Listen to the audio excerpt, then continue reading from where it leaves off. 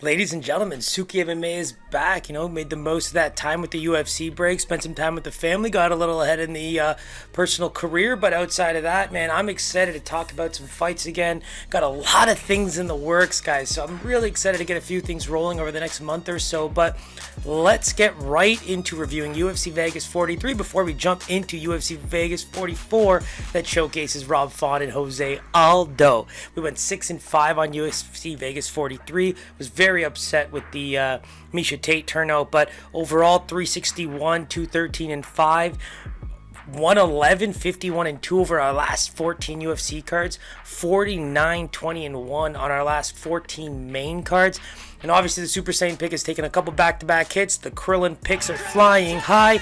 Misha Tate was one of the main ones last week, so 14 and 9 overall, 9 and 4 over our last 13 Super Saiyan picks. So a bit of a skid there. We're going to finish strong in December. We got a huge card at UFC 269, so let's get right into UFC Vegas 44. And we're going to try to do all these fights in under 50 minutes as usual, get that out as quickly as possible, and just get ready and start having some fun for these fights tonight. So, without further ado, hit that DJ.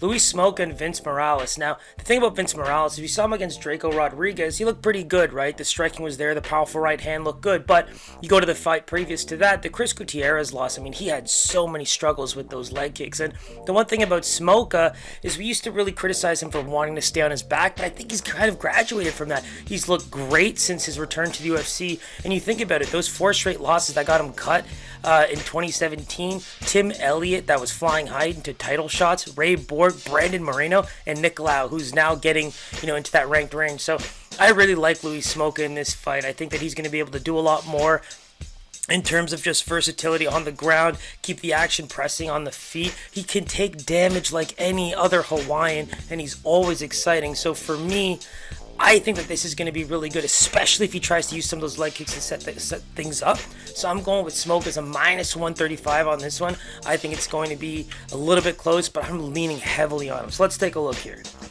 Minus 185 opener for Smoke, now sitting about a minus 160 on average, with Vince as a plus 160 opener, and now sitting about a plus 130 on average. But Smoke is the pick, guys. I'm going to lock that in right now. And yeah, you can bet there's going to be some money on that one too. So next fight up, Claudio Puelles and Chris Gutzmacher. Now, in terms of Puelles, Claudio looked phenomenal. Chris not so much. And I like the reach advantage for Chris here. My big thing, and to be honest with you, is that if you don't even finish Chris in the first, that's when he starts to find a bit of pace. But his pace is nothing to really talk about. Now, you talk about how good Claudio Puelles is getting the fight to the ground, using his groundwork, ground and pound, fighting submissions. I just think that his pace and his ability to push that the whole fight is going to be an issue. He averages just over 3 takedowns for 15 minutes, and I think that that's going to be where Chris really struggles, even if he tends to have a good first round in this one. It's just something that we haven't seen from him very much. But start early, don't get too exerted trying to find big shots, and pick them smartly. I think that's his best way to do it, and see if he can do it for 3 rounds. But I'm going Puelles with a minus 150 line here. I think it makes the most sense, and bing bang boom. So minus 150 opener for Puelles, but Chris Gutzmacher, that plus 130, started getting some bump, and we're now looking at something pretty close to a pick 'em from an MMA perspective. Puelles now on average a minus 120, with Chris getting close to the minus range. So I am leaning Claudio Puelles on that one. We're gonna lock that pick in, but that line tells you something else is going on. And speaking of which, let's talk about the 3 times a charm, Alonzo Menefield and William Knight.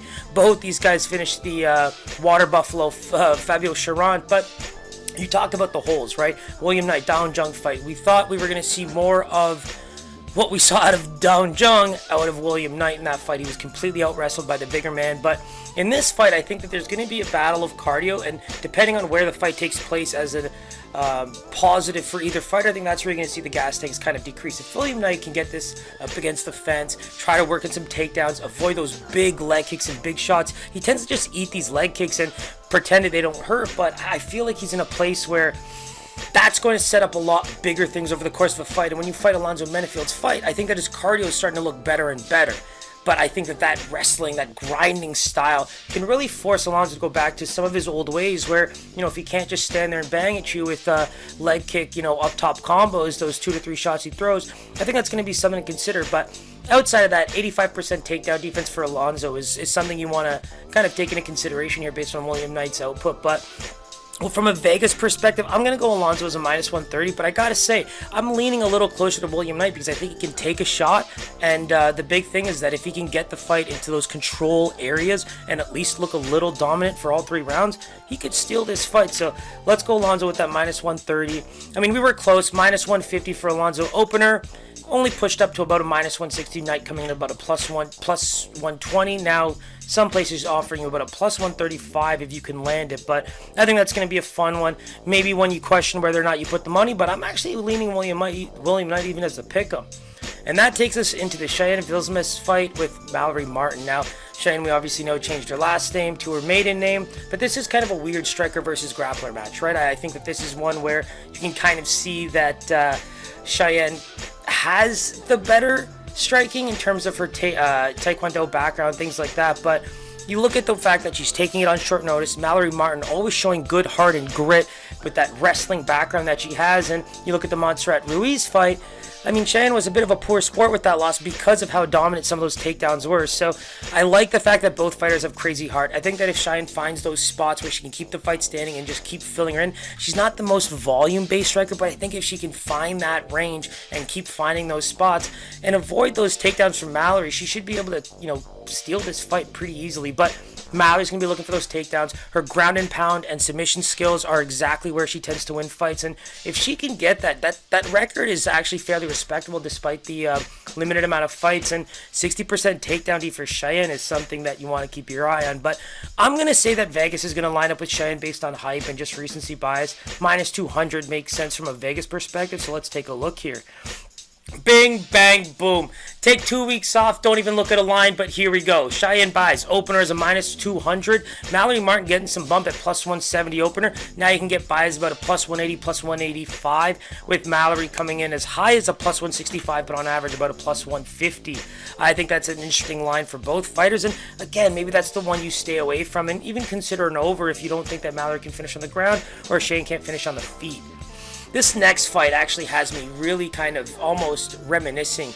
Jake Matthews, you've watched him for so long. He's just a mainstay now, right? He finds a way to just keep winning when he needs to. And Jeremiah Wells, Philadelphia fighter. I talk about how much I love these guys. CFFC champion coming in, puts on an absolute crazy debut performance. The energy that he brought was just so intense, and you absolutely love that as a fight fan who wishes, in some 1.222% of your brain wish you were in there too. But I mean, outside of that, you talk about Jake Matthews in that last loss. Sean Brady is pretty much on the short list of next title challengers. So before that, 3-fight winning streak, and I think that's something to consider based on how young he's been and how many good fighters he's been opened up to in the early parts of his career. But you talk about the power on the Wells side. He's got a pretty good rear naked choke. A lot of these Philly fighters seem to do that, but Matthews' wrestling is where I think this fight kind of stands, right? He tends to like to get into these wars on the feet, but if it's not going his way, he has the ability to shoot. But you have to consider whether or not that's going to be something he can play up against Jeremiah Wells. And for me, I think the power factor, I think that there's other ways to win this fight that we just haven't seen enough from Wells, where as a dog pick, I might actually take him. But I have to say that Jake Matthews has to be some kind of a favorite here just based on being in the UFC for some time. I mean, I guess I'm hoping that Wells is a dog here. I actually have Wells written as a minus 140. So I'm going to go with a pick'em with Matthews being close to that minus 110, minus 120 range. So let's take a look. Wow, way off with this one, ladies and gentlemen. Minus 195 opener for Jake. Now getting close to that minus 170, minus 160. Wells open as a plus 160. Now you're getting him down to about a plus 140, plus 135. So, I actually still like that line for Wells. I think that there's a reason why you're seeing that that gap shorten up. And I think there's a chance there for him to really prove something.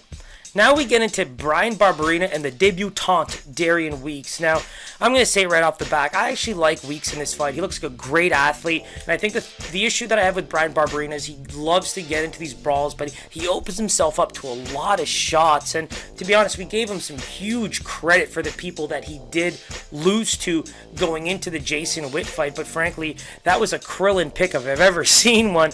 Lost that Super Saiyan pick there as well, and for me, it's just the athletic aspect of Weeks' game coupled with how good of a boxer he is. It seems like everybody wants to take him down on the regional scene to avoid having to stand with him, whereas Barberena doesn't really showcase that side of his game too much, and people actually struggle to take Weeks down. He's got the footwork, he's got the boxing, and I think if this fight stays on the feet for 3 rounds, Bryan Barberena's in for a long night. So I'm going to say that Bryan's going to come in as a minus 140 favorite. There's just a lot of reasons for debutants not to get the money. And boom! Minus 133 opener. We said minus 140. He's still the favorite, getting us down as a minus 125. But this is getting basically to a pick'em. Weeks open as a plus 105. Seems to be still around that plus money, but it seems like within the hour you could see this get down to pretty much a pick'em. Manel Kape and Zhalgas Zhumagulov. Now, Zhumagulov, the leg kicks, the combos, there's a lot to write home about for how good he is, but I also think that his range style, he has to get in a little close, and the way he throws all of this stuff in such a close range, I think Kape enjoys being further back, and that's what makes him so exciting, right? He sets things up, he has the speed, he has the footwork, he has that side-to-side range, but the problem with him is he doesn't throw as much as you'd expect. You'd think that he was setting up way more when he moves the way he does, but in that Zhumagulov, scenario, I think that he's taken a lot of tough fights, and the losses are against great UFC fighters. But then you talk about Jerome Rivera. I've said it many times. I think that was one of the biggest COVID signings that was slowly on his way out. 3 fights in 3 different divisions, all losses. Ode Osborne got back on the winning trail against him. Zhalgas Zhumagulov got back on the winning trail against him. But both of them now have to take on a guy like Kape, who, his debut was against Alexander Pantoja. Brandon Moreno's comic book style nemesis, who I think is my favorite flyweight if I had to judge it over the course of the entire reign of the division, outside of guys like maybe Cejudo. But in this case, I like Kape being able to manage the distance, avoid some of those takedowns, and really use that range in the way he fights to his advantage. So I obviously think that he's going to be a Vegas favorite. I'm going to give him a line of minus 260, even though I don't agree with it. I just think that's where we're going to see Vegas and the public drive this line. Wow, people, when I take a break, do I come back on fire? Manel Kape on the dot, minus 260 opener, but he's moving up to the minus 300 range, with Zhalgas now sitting as high as a plus 240 after opening as a plus 220. And now with the final pick, or the final fight of the prelims, Maki Pitolo, Dusko Todorovic. Now, I loved how Maki looked on the scales. That was the big thing for me. I think that his time spent at Extreme Couture, as a full-time fighter, is really showing. He's on the hot seat at this point, and I think that that's going to very much play into this fight for him. And the big X factor for me is you look at Punahele Soriano, who's going to come up against in the Brendan Allen discussion, but the way he fought Dusko, it's like the one thing you don't want to do against Puna is have such an irresponsible first round. His power does carry, but his cardio doesn't, and the way he was able to really just find those openings when Dusko gave them to him, because they were big, he took advantage. And I think that is going to play a part into Maki Pitolo's game plan. If he can find that kicking range and even fake those takedowns, which he's going to try and use so much, save that for the later parts of the fight. If you can't finish this early, the way your boy did, use that wrestling later to kind of win the judges' scorecards if you find the striking power just isn't there anymore. I like Dusko's boxing, but I just think he's not a very good defensive fighter.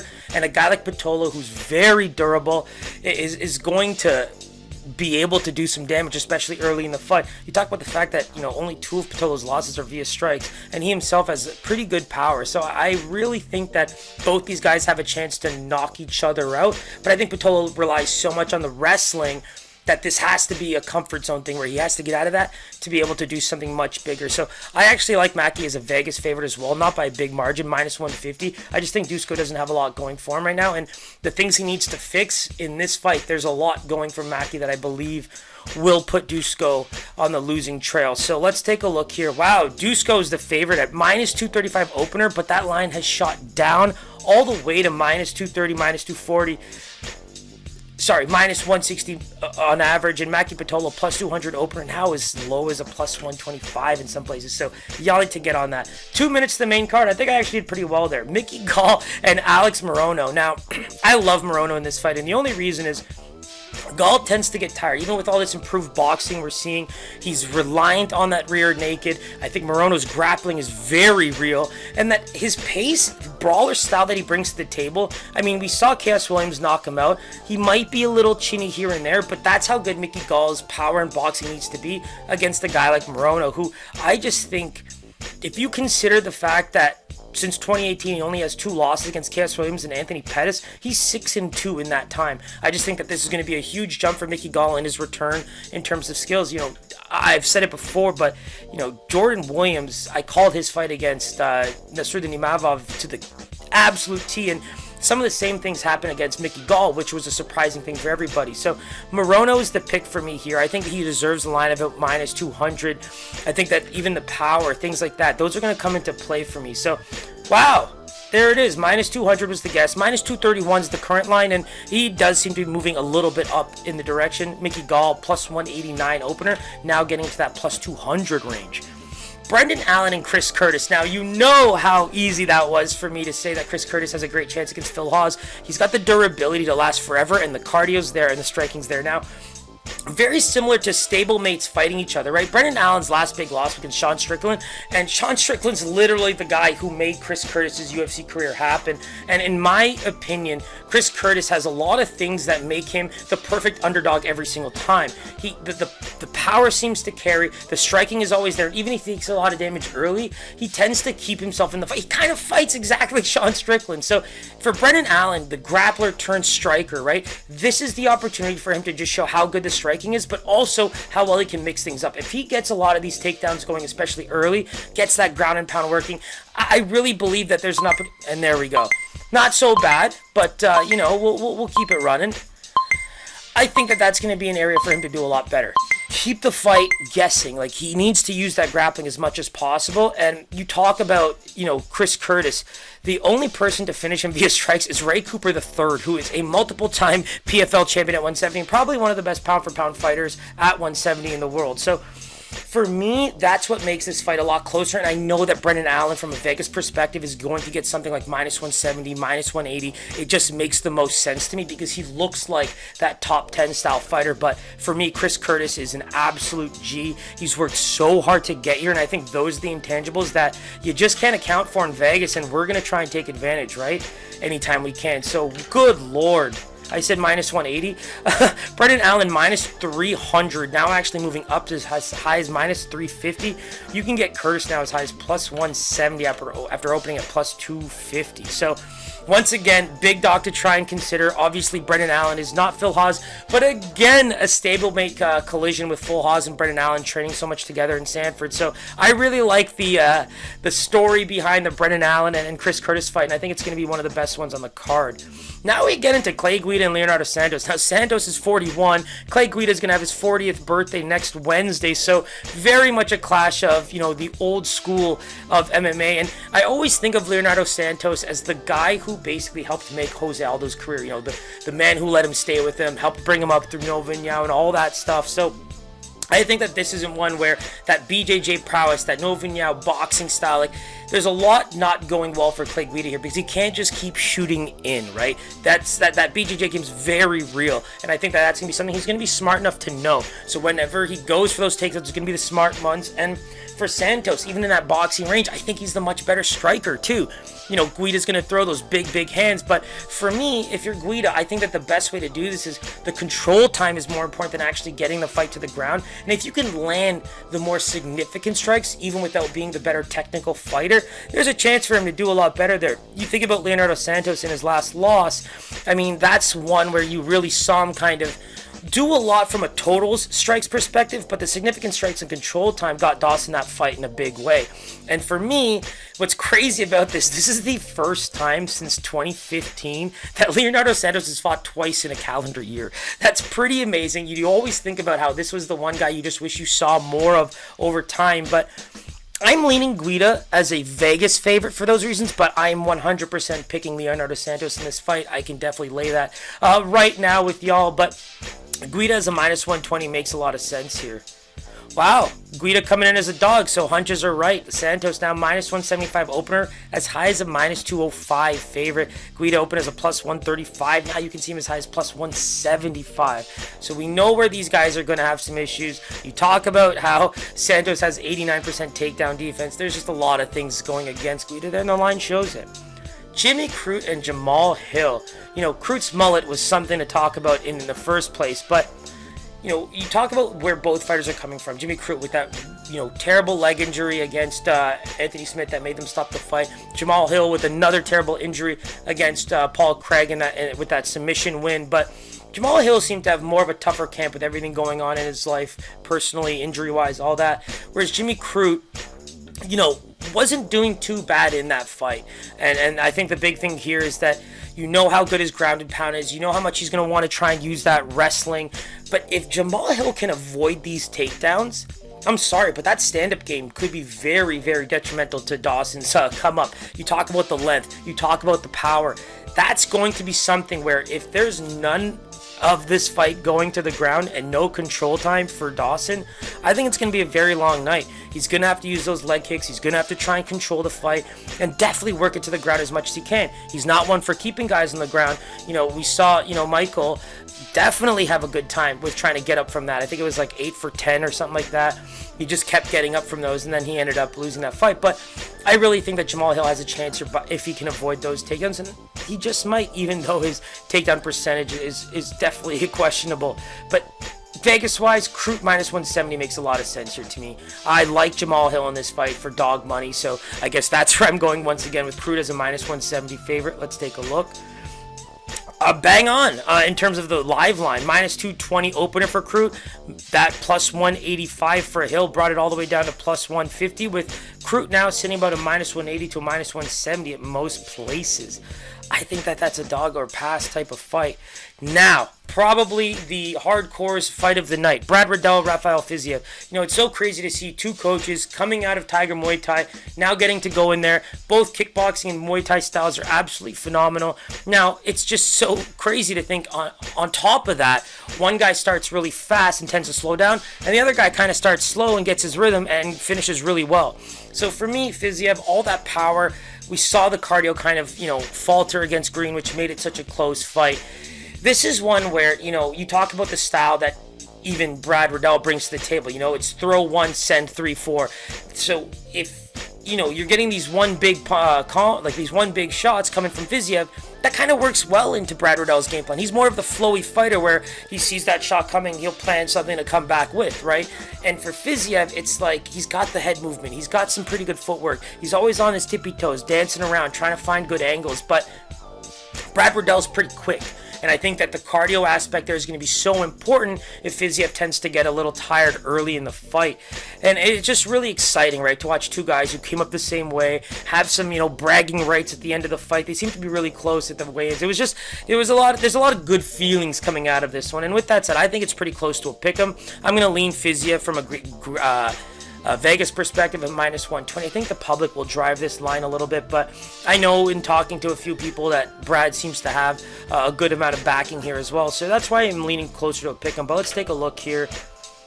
Yeah, so Brad Riddell opens as a favorite at minus 130, Fiziev plus 110, and now, I mean, again, pick 'em, guys. Fiziev is exactly minus 120 to a minus 125. Let's go, people! And Brad Riddell's now sitting closer to that minus 105, plus 100, even money type of line. So, very close fight. I think the combos for Brad Riddell over time are going to be what helps him win the fight. There's a potential that this fight just ends early if you know, Fiziev can land big shots early on in the fight, too. So, keep an eye on that one. I think it's going to be hella fun and probably a way for either man to win. So it's a very hard pick 'em to go with, and the line says the same.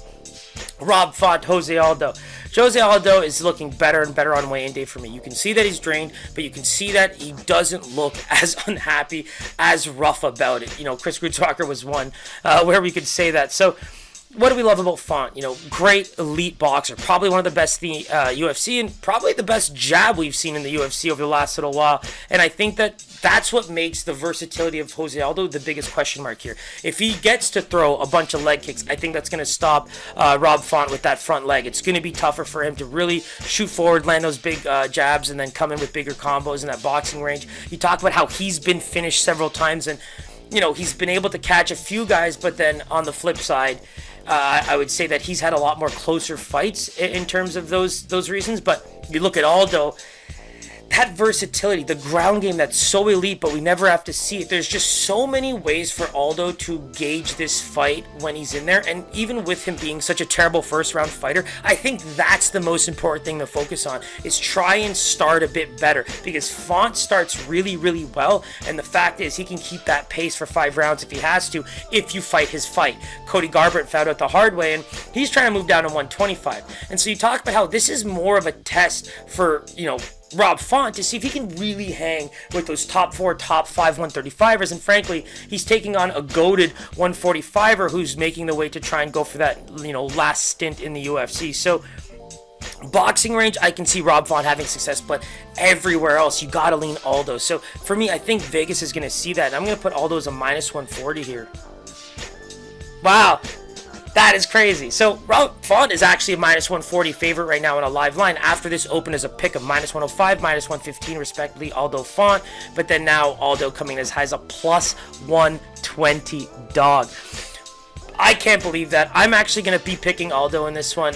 So write that in there. A couple of the picks already set up for you guys in this quick little video here. Going to have them up on Twitter and Instagram as per usual. And like I said, the break was really good for the mind, the body, all that stuff. But at the same time, all we're thinking about is the fights anyway. I've got a few things in the works as usual that I'm really excited about with other people. So keep it locked. I'm going to be going live with the MMA Breeze in about an hour and a half. So stay tuned for that. As always, looking forward to UFC 269. Looking forward to UFC Vegas 44. Check out SookyMMA on Instagram and Twitter. Peace.